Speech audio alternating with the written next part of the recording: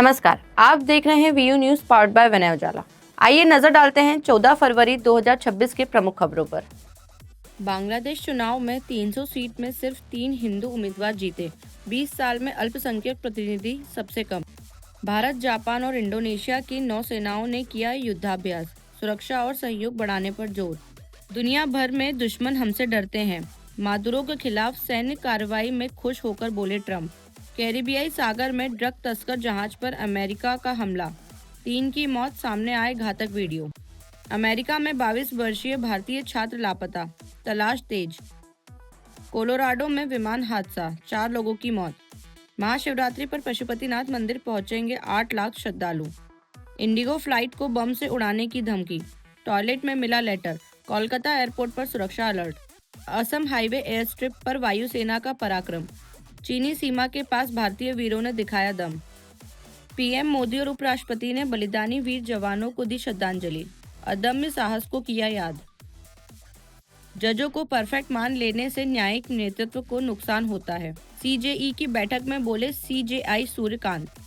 America से व्यापार समझौते में किसानों के हित पूरी तरह सुरक्षित, राहुल गांधी पर गोयल का पलटवार।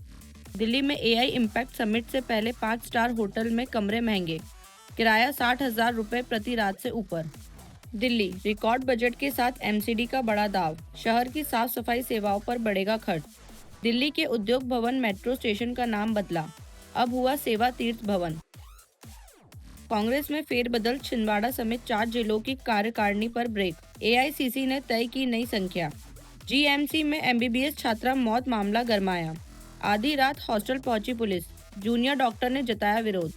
सीहोर में रुद्राक्ष महोत्सव, स्पेशल ट्रेन चलाई, देवास के बाद होगा ट्रैफिक डाइवर्ट। इंदौर पूर्वी रिंग रोड के विरोध में सड़कों पर उतरे किसान, अर्धनग्न होकर किया प्रदर्शन। रीगल पर पेड़ों की कटाई रोकने के लिए आएंगे बच्चे, रविवार को होगा विरोध प्रदर्शन। भोपाल में वैलेंटाइन डे पर राष्ट्रीय बजरंग दल कार्यकर्ता लाठी लेकर सड़कों पर उतरे, संगठन ने निगरानी की बात कही। पुलिस के अनुसार शिकायत मिलने पर कार्रवाई होगी और प्रमुख स्थानों पर पुलिस बल तैनात। वैलेंटाइन डे पर फिर सड़कों पर संगठन, भोपाल में हाथों में लाठी लेकर निकले कार्यकर्ता। राष्ट्रीय बजरंग दल ने कहा यह पश्चिमी सभ्यता का प्रतीक है, दावा किया कि अश्लीलता पर कार्रवाई की जाएगी। बताया गया है कि अलग अलग इलाकों के लिए टीमें बनाई गई हैं, पार्क, मॉल और रेस्टोरेंट पर नजर रखने की बात कही गई। पुलिस का कहना है शिकायत मिलने पर कार्रवाई होगी, शहर के प्रमुख स्थानों पर पुलिस बल तैनात है। त्योहार की आजादी या सांस्कृतिक टकराव, आप क्या सोचते हैं? राकेश प्रजापति, प्रांत मंत्री, राष्ट्रीय बजरंग दल मध्य भारत प्रांत। आज राष्ट्रीय बजरंग दल ने वैलेंटाइन डे का विरोध करते हुए भोपाल के सार्वजनिक स्थानों पर अपनी समिति के साथ कूच किया है। कल जिस प्रकार से चेतावनी राष्ट्रीय बजरंग दल द्वारा दी गई थी, उसका व्यापक रूप से जो है यहाँ पे देखने को मिला। पार्क भले ही बंद है, लेकिन वैलेंटाइन डे के नाम पे किसी भी प्रकार की अश्लीलता बर्दाश्त नहीं की जाएगी। धीरेन्द्र शास्त्री के बयान पर सियासत तेज हुई, टिप्पणी के बाद मुकेश नायक ने आपत्ति जताई, जबकि गुंजन चौकसे ने आरोप निराधार बताए। दोनों पक्षों के बयानों के बाद विवाद बढ़ा, बहस जारी है। एक बयान और सियासत गरम, धीरेन्द्र शास्त्री के शब्दों पर नई बहस। उन्होंने कहा कि सनातन की रक्षा के लिए केवल माला नहीं, भाला भी उठाना पड़ सकता है। इसी बयान पर कांग्रेस ने सवाल उठाए। मुकेश नायक ने कहा कि उन्हें बीजेपी कार्यालय में बैठना चाहिए और ऐसे बयानों पर मुकदमा दर्ज होना चाहिए। बीजेपी प्रवक्ता गुंजन चौकसे ने पलटवार किया, कहा कांग्रेस तथ्यहीन आरोप लगा रही है और तुष्टीकरण करती है। अब बयान बनाम बयान की राजनीति तेज। क्या यह आस्था का मुद्दा है या सियासी टकराव? आप क्या सोचते हैं? कितना दुखद है हमारे देश की स्थिति और कांग्रेस पार्टी की कि कांग्रेस पार्टी के एक वरिष्ठ नेता मुकेश नायक जी एक ऐसे शास्त्री के ऊपर इस तरीके के शब्दों का इस्तेमाल कर रहे हैं जिन्होंने क्या किया, राम नाम को बचाने की बात की है। तो आखिर कांग्रेस के नेताओं को और मुकेश नायक जी को राम नाम बचाने वालों से इतनी नफरत क्यों? हमेशा सनातन धर्म से इतनी नफरत क्यों? हिंदुओं से इतनी नफरत क्यों? कभी हिंदुओं को गाली देते हैं, कभी सनातन धर्म को डेंगू मलेरिया कहते हैं।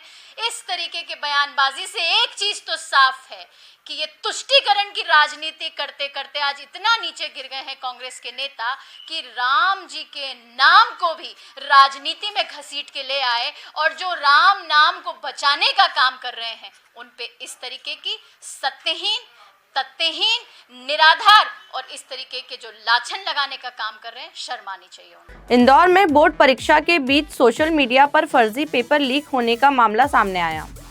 पुलिस के अनुसार इंस्टाग्राम और टेलीग्राम पर हजारों रुपए लेकर छात्रों को ब्लॉक किया गया। बताया गया कि अन्य शिकायतें मिली हैं। मामले की जांच जारी है। बोर्ड परीक्षा के बीच नया साइबर जाल, सोशल मीडिया पर फर्जी पेपर का खेल, इंस्टाग्राम और टेलीग्राम पर पेपर लीक का दावा, हजारों रुपए लेकर छात्रों को ब्लॉक किया जा रहा है। कई छात्रों ने ठगी की शिकायत दी है। पैसे के बाद पेपर नहीं मिला, नंबर भी बंद। इंदौर पुलिस ने एडवाइजरी जारी की है। कहा गया है कि असली प्रश्न पत्र गोपनीय रहते हैं। साइबर टीम संदिग्ध अकाउंट ट्रेस कर रही है। क्या परीक्षा के दबाव में बच्चे आसान शिकार बन रहे हैं? आप क्या सोचते हैं? देखिए, सबसे इम्पोर्टेंट मैं आपको ये कहना चाहूंगा कि सोशल मीडिया प्लेटफॉर्म पर, चाहे वो टेलीग्राम हो या फिर फेसबुक हो या इंस्टाग्राम हो, इस तरह के लगातार मैसेज चलते हैं ग्रुप्स में। इस तरह कई ग्रुप्स बने हुए हैं जो कि आपको इस तरह के मैसेज करते हैं, बोर्ड पेपर आर अवेलेबल और पेपर अगर आपको चाहिए तो इस नंबर पर संपर्क करें, और उसके बाद उनको इस बात का लालच देते हैं कि पेपर लीक हो गया है, जबकि वो लीक नहीं होता है, वो झूठा होता है। ये सिर्फ आपको इन्फॉर्मेशन देते हैं, पेपर आउट हो गया है, लीक हो गया है, पेपर आपको इस नंबर पर प्राप्त होगा, और उस नंबर पर जब आप कॉल करते हो तो या तो वो पैसे ले लेते हैं एडवांस, या फिर आपके कोई एक लिंक देते हैं जिससे आपका मोबाइल कंप्रोमाइज हो जाता है। तो मैं सभी विद्यार्थियों को ये कहना चाहूंगा कि इस तरह के सोशल मीडिया प्लेटफॉर्म पर इस तरह के फेक मैसेज चलते हैं, इन पर ट्रस्ट ना करें, और जो आपने मेहनत की है उसी पर ध्यान देते हुए, फोकस करते हुए अपने एग्जाम्स दें, क्योंकि ये सब साइबर स्कैमर होते हैं। कहीं भी पेपर लीक या आउट नहीं होता है। ये सिर्फ आपसे पैसा हटने के लिए, या फिर आपके जो मोबाइल की जो डाटा है, जो मीडिया गैलरी का डाटा है, या फिर आपके मोबाइल डाटा को कंप्रोमाइज करने के लिए, आपको ब्लैकमेल करने के लिए ये इस तरह का ये करते हैं। अतः इन स्कैमर्स की बातों में ना आए। इस संबंध में इंदौर पुलिस कमिश्नरेट के द्वारा इसमें एडवाइजरी भी, फ्लेयर्स और एडवाइजरी भी जारी की जा रही है। इंदौर के एरोड्रम थाना क्षेत्र में घर में घुसकर मोबाइल छीनने का मामला सामने आया। सीसीटीवी के आधार पर सुमित उर्फ गोचू भिंडवाल को गिरफ्तार किया गया है। आरोपी से मोबाइल बरामद, आगे की जांच जारी। घर के अंदर घुसकर मोबाइल छीनने की वारदात, मामला अब गंभीर हो चुका है। इंदौर के एरोड्रम थाना क्षेत्र में यह घटना सामने आई। बताया जा रहा है कि अज्ञात बदमाश मोबाइल लेकर फरार हो गया। फरियादी ने पीछा भी किया, लेकिन आरोपी हाथ नहीं आया। पुलिस ने सीसीटीवी फुटेज खंगाले और एक संदिग्ध की पहचान की। सुमित उर्फ गोचू भिंडवाल को गिरफ्तार किया गया है। पुलिस के अनुसार उसके कब्जे से मोबाइल बरामद हुआ है और जांच जारी है। सवाल ये है, क्या शहर में घर के अंदर भी लोग सुरक्षित हैं? जिम्मेदारी किसकी? थाना एरोड्रम में 10 तारीख को एक घटना हुई थी, जिसमें एक अज्ञात व्यक्ति के द्वारा घर में घुसकर एक मोबाइल को स्नैच कर लिया गया था, जिस पर से मोबाइल स्नैचिंग की एफआईआर रजिस्टर किया जाकर इन्वेस्टिगेशन लिया गया था। इसमें लगातार सीसीटीवी फुटेज थाना प्रभारी इंदौर एरोड्रम की टीम के द्वारा लगातार सीसीटीवी फुटेज देखे गए, और उसमें एक व्यक्ति की आइडेंटिफिकेशन हुई, सुमित, जिसको सुमित को गिरफ्तार कर लिया गया, और जो स्नैच किया हुआ मोबाइल भी जब्त कर लिया गया है, और भागने की कोशिश की, जिसके दौरान उसको चोट आ गई है। फिलहाल आरोपी से पूछताछ की जा रही है कि उसके दौरान अन्य और कहां घटनाएं मोबाइल स्नैचिंग की है। इंदौर के तिलक नगर क्षेत्र में साइबर ठगी का मामला दर्ज हुआ। पीड़ित के अनुसार खाते और एसबीआई कार्ड से करीब 3 लाख रुपए निकाले गए। प्रारंभिक जांच में डिटेल दुरुपयोग की आशंका। पुलिस जांच कर रही है।